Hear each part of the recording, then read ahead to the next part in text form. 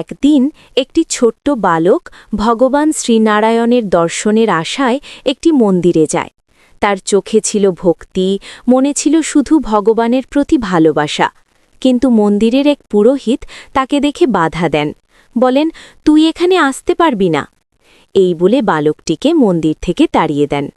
বালকটি চুপচাপ চোখের জল লুকিয়ে চলে যায়। কিছুক্ষণ পর সেই পুরোহিত নিজেই মন্দিরে প্রবেশ করতে যান, কিন্তু হঠাৎ করেই মন্দিরের দরজা ভিতর থেকে বন্ধ হয়ে যায়। তিনি যতই চেষ্টা করেন, দরজা আর খোলে না। ঠিক তখনই ভিতর থেকে এক গম্ভীর কণ্ঠস্বর শোনা যায়, যতক্ষণ না আমার ভক্তকে আবার মন্দিরে এনে দিচ্ছ, ততক্ষণ এই দরজা খুলবে না। ভয়ে কাঁপতে কাঁপতে পুরোহিত সেই বালককে খুঁজে এনে মন্দিরে নিয়ে আসেন, আর সঙ্গে সঙ্গেই মন্দিরের দরজা নিজে থেকেই খুলে যায়। এই গল্প আমাদের শেখায়, ভগবান রূপ দেখেন না, দেখেন শুধু ভক্তি।